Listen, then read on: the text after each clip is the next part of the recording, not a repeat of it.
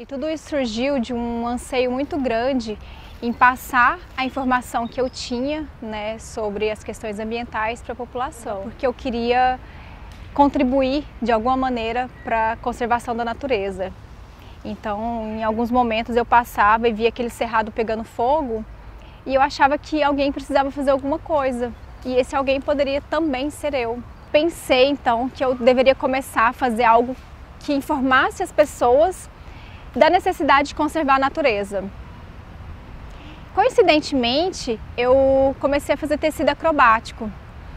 E toda vez que eu mostrava uma foto, né, que eu postava alguma foto na rede social, praticando tecido acrobático num lugar como esse, num parque, isso chamava muita atenção das pessoas. Então eu comecei a perceber que eu poderia usar esse tipo de imagem para chamar a atenção das pessoas e passar uma informação ambiental para elas.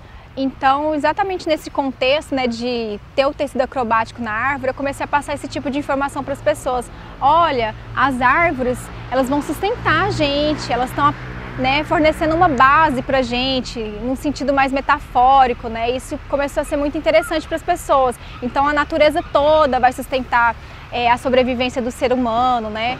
E as pessoas começaram a entrar nessa onda e começaram a aceitar muito bem esse tipo de informação. Depois de um tempo, passar esse tipo de informação com imagens começou a ser pouco, né? Então eu comecei a pensar que eu poderia fazer outras ações que as pessoas pudessem se engajar também, porque até então eu estava agindo praticamente sozinha. Então comecei a pensar, será que não tem alguma outra ação que as pessoas possam sair das suas casas e também interagir, né, com a natureza? Meu nome é Lara Machado Lopes. Meu nome é Lívia Pereira de Mesquita Arantes. Meu nome é Ricardo Marinho Gomes. Meu nome é Bruno Conrado. Eu já era muito preocupada, eu gosto muito, eu cresci no meio da natureza, então eu sempre tive uma ligação muito forte. E com o tempo eu fui percebendo que o planeta precisa de muito cuidado, que a natureza precisa de cuidado, que ela está muito esquecida pelas pessoas. Então, além dessa minha preocupação, eu queria fazer alguma coisa para que o planeta fosse bem cuidado. Meu pai sempre gostou de plantar, ele me levava, a gente tem esse cuidado, essa prática, né? Nós sempre trabalhamos cuidando do reciclado. Então, quando eu encontrei a Nath fazendo esse mesmo trabalho que eu já aprendi desde pequena, eu fiquei super interessada, quis participar junto com ela. E a primeira ação que a gente fez foi uma oficina de plantio de semente com crianças, né, que as crianças também poderiam colocar a mão na terra, ir lá entender o que é uma semente, e também uma troca solidária, ou seja, a pessoa trocava uma muda de roupa por uma muda de planta. E nisso a gente trabalhou com outras questões relacionadas, por exemplo, à indústria têxtil, né, com consumo, com consumismo, de onde veio o recurso. E já nesse momento eu consegui reunir um grupo de amigos que me apoiou, né, e a gente fez um evento no centro da cidade com toda essa interação. E a coisa começou a crescer e a gente viu que agora sim a gente poderia fazer outras ações. Mais pra frente eu percebi que só doar as mudas, só fazer essa troca, ainda era pouco, né? Porque a gente vive em Goiânia, que é uma das capitais que é considerada uma cidade verde, né? Uma das cidades mais arborizadas do mundo. Mas o que a gente tem visto é que como a arborização da cidade é muito antiga, muitas árvores estão caindo e poucas estão sendo repostas. Então a gente ainda anda por muitas ruas com poucas árvores. Então a gente começou periodicamente a organizar alguns plantios e isso foi tomando uma proporção maior do que a gente esperava.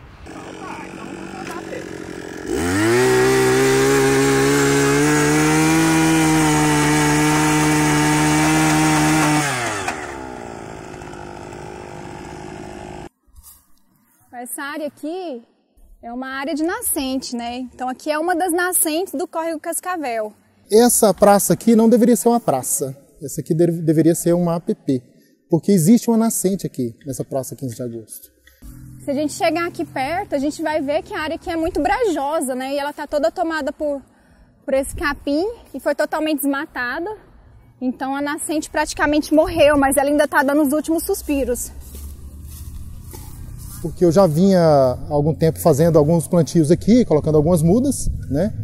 mas eu preciso do apoio do pessoal para a gente ter realmente uma ação efetiva, né? Aqui nesse local, que é um local extraordinário aqui, né? E não tinha nada, né? A prefeitura simplesmente ignora esse espaço aqui. Então isso aqui é uma questão muito preocupante. Se a gente pensar que a gente está tendo toda essa questão hídrica na cidade, né? Não só aqui, mas em todas as cidades, a questão de abastecimento hídrico, ela é uma questão muito importante para todas as cidades. Então, isso aqui é um crime. Deixar uma nascente chegar numa situação dessa aqui é um crime. Um outro ponto importante que as árvores contribuem muito para a cidade é o balanço hídrico que a cidade tem. Então, um dos efeitos negativos das mudanças climáticas é que há uma desregularização do tempo, né? Então você tem concentração de chuvas numa época só, você tem exemplos onde em 3, 4 dias chove o equivalente a 3, 4 meses, isso é um problema sério. E você também tem períodos de estiagem que são muito maiores do que costumavam ser.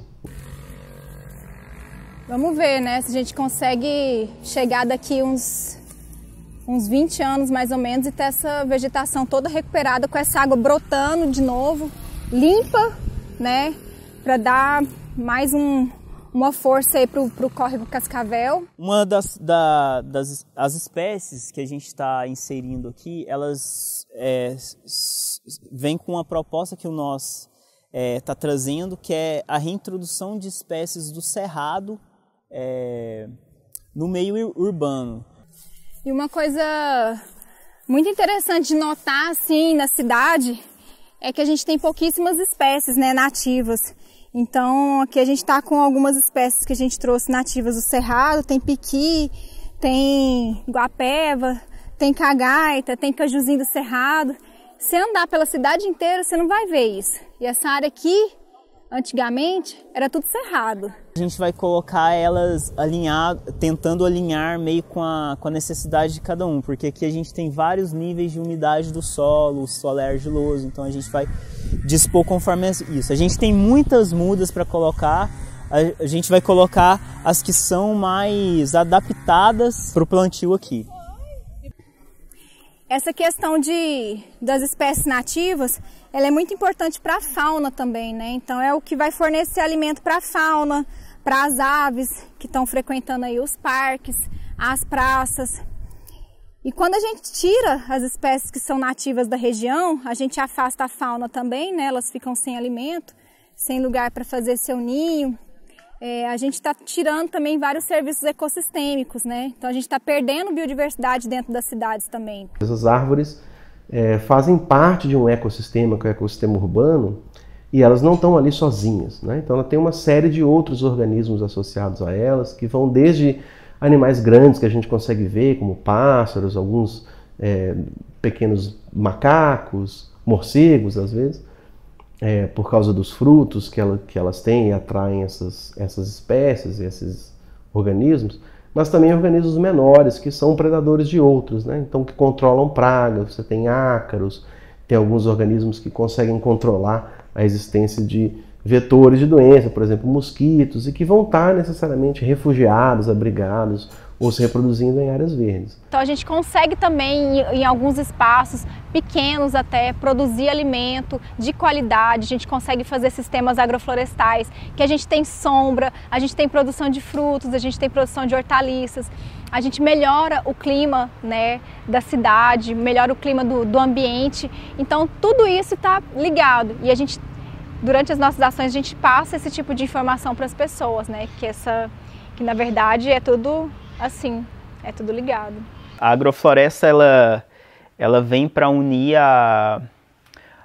os processos naturais com o ser humano. Então, o ser humano agindo ativamente na cadeia produtiva para que facilite os processos naturais. Então, a poda servindo para estimular o crescimento das plantas, o espaçamento e a disposição da biodiversidade, onde se usa muitas espécies, para que todos os estratos, todos os níveis de luz, nutriente, água sejam ocupados e assim você consiga um máximo de produtividade, que é onde a gente tem a abundância. Você usando dos conceitos da agroecologia, colocando várias espécies juntas e respeitando os consórcios, né, das relações de uma planta com a outra, você consegue ter os benefícios da agrofloresta. São os benefícios para a planta e para o ser humano. Durante as nossas ações, durante o plantio, né, de árvores, por exemplo, a gente faz com que as pessoas pensem por si sobre essa interação entre o que elas estão fazendo, de onde vêm as coisas e para onde vai. Então você consegue consumir menos, porque esse é um recurso que vem da natureza. Então se você consome menos, você está destruindo menos e você produz menos lixo também. Eu fiz um trabalho junto da empresa de tirar o uso de copo descartável e passar a utilizar squeeze, porque a gente utilizava uma quantidade imensa de copos diários, porque é uma indústria. A gente tem mais ou menos 50 funcionários, então a gente tirou o uso de copo descartável, que era uma média de 100 copos por dia, e deu o squeeze para todos os funcionários, então a gente já não gera mais esse tipo de lixo. Esses ambientes urbanos, assim, eles sofrem muito com o manejo urbano, né? Até a população, quando ela vê uma área limpa, assim, ela vai e joga lixo, joga entulho. Então não é raro nos plantios que a gente faz em praças e em lotes assim, a gente encontrar entulho. Quando a gente planta uma árvore, a gente não só planta uma árvore, né? A gente planta toda essa consciência dessa interação, né, do ser humano com a natureza. Então hoje eu tento ser uma pessoa mais minimalista, eu procuro comprar uma roupa que vai durar e não só porque ela está na moda. Eu não uso plástico.